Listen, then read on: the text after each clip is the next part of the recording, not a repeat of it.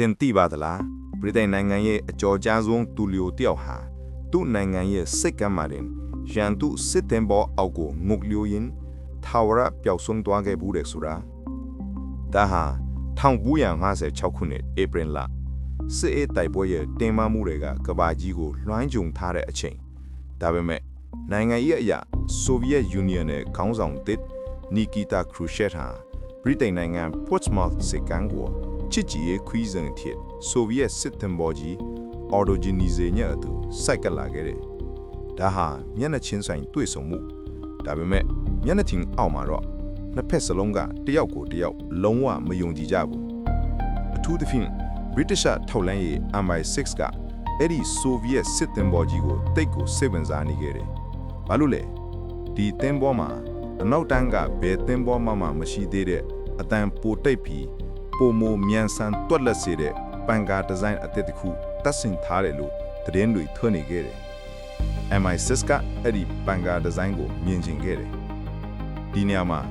Lionel Buster Crabbe ဆိုတဲ့လူတစ်ယောက်ဝင်လာပါတယ် Buster Crabbe ဆိုတာတာမန်ရင်ကိုတမကြောက်မဟုတ်ဘူးသူကဒုတိယကမ္ဘာစစ်အတွင်းက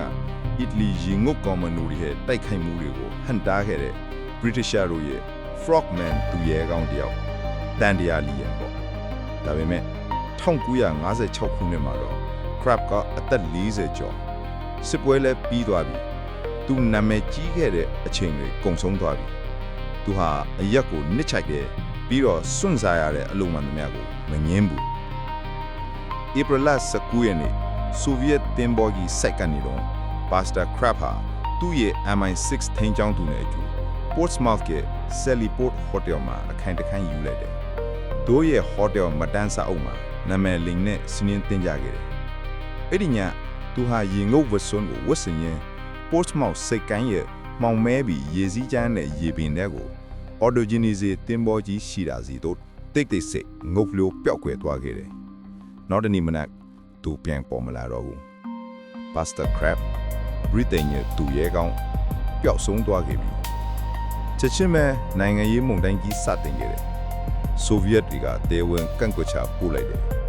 သူတို့ရဲ့တင်ပေါ်အောင်မှာရင်ငုံသမားတယောက်တွေ့ရှိခဲ့တယ်လို့ကြေညာခဲ့တယ် British အစိုးရကတော့ British ဝန်ကြီးချုပ် Anthony Eden က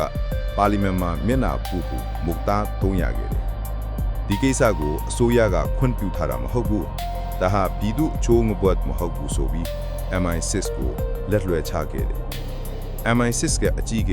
ယာရုကနေတိတ်တိတ်စစ်ထုတ်ဖယ်ခံရတယ်ဒါပေမဲ့မေခွန်းကကြံခဲ့တယ် Buster Crabbe ဘာဖဲသွားလဲဇလန်ကဒီမှာမပြီးသေးဘူးတနစ်ကျော်ကြာသွားတဲ့နောက်ပိုင်းမှာ1959ခုနှစ်ဇွန်လ Portsmouth စစ်ကမ်းနဲ့မနီဝင်းမှာရေငုပ်ဝတ်စွန်းဝတ်ထားတဲ့အလောင်းတစ်လောင်းတင်လာတယ်ဒါပေမဲ့အဲ့ဒီအလောင်းမှာခေါင်းမရှိဘူးလက်နှစ်ဖက်လုံးမရှိဘူးဒါ Buster Crabbe လားသူ့ရဲ့ဇနီးအောင်နဲ့ချစ်သူကတော့အလောင်းရဲ့ throat ကအမာယူတစ်ခုကိုကြည့်ပြီးဒါ Buster Crabbe လေလို့အခိုင်အမာပြောခဲ့တယ်ဒါပေမဲ့တရားဝင်စစ်ဆေးမှုကတော့တက်တည်မလုံလောက်ဘူးဆိုပြီးအမှုကိုပိတ်ချလိုက်တယ်ဒီနေ့အထိဘာဖြစ်ခဲ့လဲဆိုတာကိုဘယ်သူမှတိတိကျကျမသိကြဘူးဒါပေမဲ့ theory တွေကတော့အများကြီးပဲ theory number 1ဆိုဗီယက်တွေတပ်ဖြစ်လိုက်တာ Crabbe ကတင်ပေါ်အောက်ကိုကတ်သွားတော့ဆိုဗီယက်ရင်ငုပ်သမားတွေကအသင့်ဆောင်ဖမ်းခဲ့တာလားဒါမှမဟုတ်တင်ပေါ်ကိုယ်ထဲမှာတတ်ထားတဲ့လုံခြုံရေးမိုင်းအသေးတစ်ခုနဲ့ထိမိပြီးတေဆုံးခဲ့တာလားဒါမှမဟုတ်အပေါ်ကကင်းသမားတွေကသူ့ကိုတွေးသွားပြီးပြစ်တက်ထစ်လိုက်တာလား theory number 2ဆိုဗီယက်တွေဖမ်းဆီးပြီးဗတ်ပြောင်းခဲ့တာဒါကစိတ်ဝင်စားစရာအကောင်းဆုံးပဲဆိုဗီယက်တွေက Crabbe ကိုအရှင်ဖမ်းမိသွားတယ်